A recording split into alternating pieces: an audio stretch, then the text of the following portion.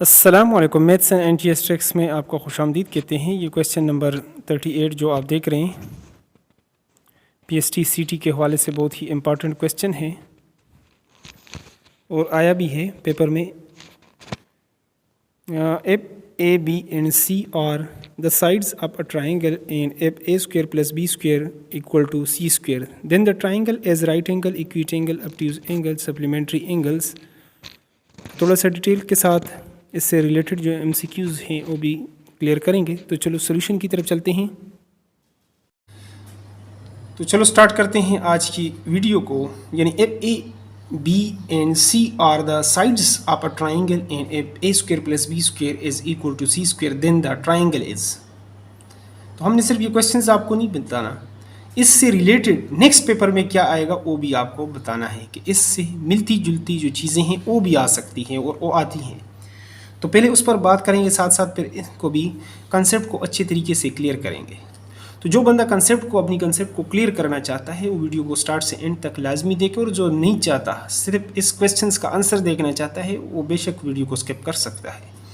तो चलो स्टार्ट करते हैं, बहुत डिटेल के साथ इस चीज़ को समझते हैं और नेक्स्ट पेपर में जो कुछ आएगा या आ सकता है जिसका इम्कान है तो उसके बारे में एक ट्राइंगल ड्रा कर लेते हैं।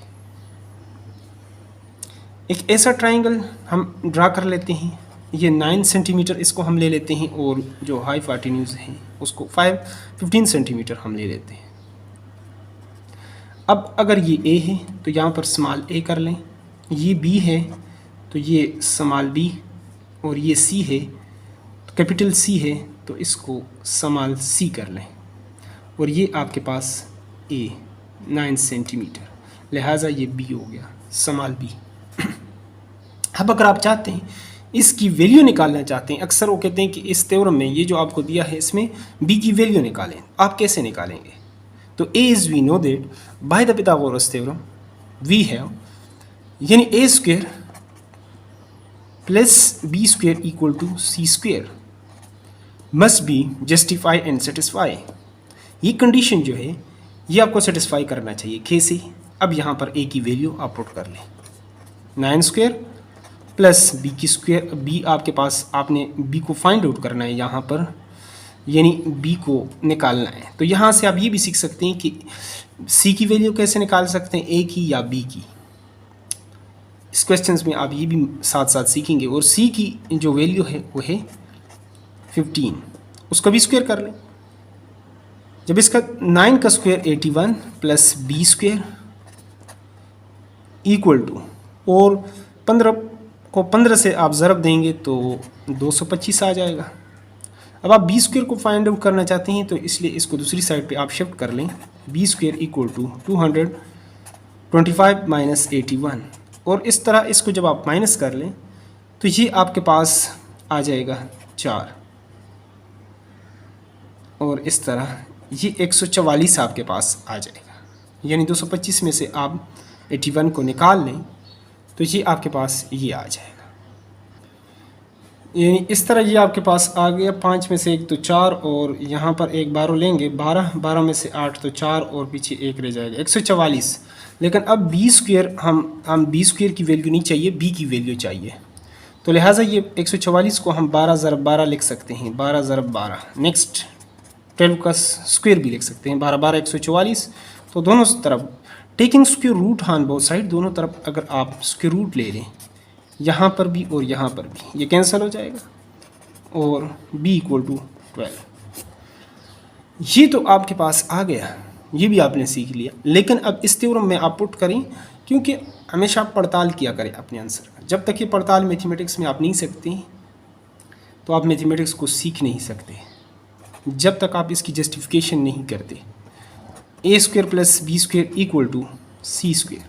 अब आया ये फार्मूला है भी करेक्ट या नहीं है, ये हमेशा सेटिस्फाई इसको करना चाहिए। तो 9 का स्क्वायर प्लस बी, हमने इसको 12 का स्क्वायर, जो हमारे पास पहले ये साइड नहीं था, सी आपके पास 15 का स्क्वायर, 9 का स्क्वायर 81 प्लस 12 12 144 इक्वल टू, और ये हो जाएगा 225। लिहाजा इन दोनों को भी आप जमा करें, 4 और 1 5, 8 और 4 12, असल 1 225। लेफ्ट हैंड साइड हमेशा राइट हैंड साइड के इक्वल आ जाए तो ये सेटिस्फाई करेगा, A square plus B square equal to C square. लेकिन in case of only right angle triangle, right triangle एक ऐसा ट्राइंगल होता है जिसमें एक एंगल 90 का हो। अगर हम इसको ले लेते हैं स्केलिन ट्राइंगल, उसमें ये जस्टिफाई नहीं करेगा। अगर हम ले लेते हैं एब्ट्यूज एंगल जो 90 से इसका एंगल बड़ा है, इसमें भी ये सेटिस्फाई नहीं करेगा। ये सिर्फ जस्टिफाई करेगा, सेटिस्फाई करेगा in the case of right angle. तो इसमें ऑप्शन में मौजूद था राइट एंगल। लेकिन अब बात करते हैं कि ये फार्मूला आया कहाँ से और कितने अरसा पहले हमारे पास ये फार्मूला आया था। तो ये फार्मूला दोस्तों जो फिथागोरस था,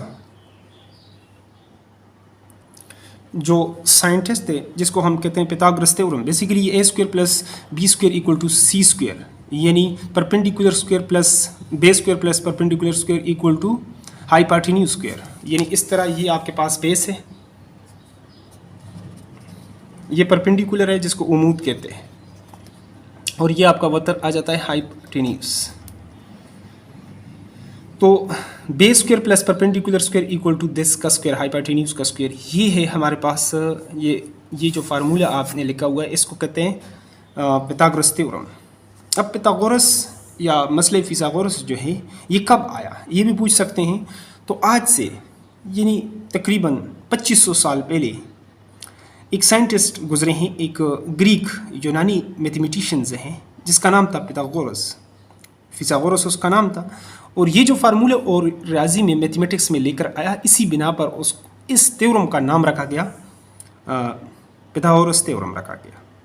और उसके जहन में ये कैसा फार्मूला आया, जब मिस्री इजिप्टियंस जो थे दरिया नील का लंबाई चौड़ाई और ये एरिया निकाल रहे थे उसका, तो जब उसकी साइडें मुख्तलिफ, उसकी विड्थ एक मुख्तलिफ तरीके से वो निकाल रहे थे, तो उस दौरान उसने ये उसके जो साइड्स थे उसमें एक रेशो उसने फाइंड आउट की, और इस रेशो को यानी फिथागोरस थ्योरम का नाम दिया गया। तो ये थी थोड़ी सी इसकी जो ना हिस्ट्री के आज से यानी 2500 साल पहले ये फार्मूला जो है ना फिथागोरस ग्रीक जो मैथमेटिशियन थे फिथागोरस वो ये लेकर आया था। तो इसमें ये फार्मूला कब जस्टिफाई करता है, satisfy in the case of only right angle. तो राइट का ऑप्शन वहाँ पे मौजूद था, right angle triangle, A option में ये बिल्कुल आपके पास मौजूद था, और यही इसका जो है वो करेक्ट आंसर है। तो उम्मीद करते हैं आप इसको समझ गए होंगे। फिर भी अगर कोई क्वेश्चंस हो तो आप कमेंट बॉक्स में पूछ सकते हैं। वीडियो अच्छी लगी है तो वीडियो को लाजमी लाइक करें। अगली वीडियो का नोटिफिकेशन हासिल करने के लिए चैनल को लाजमी सब्सक्राइब करें अगर आप नए हैं। Thanks for watching the video.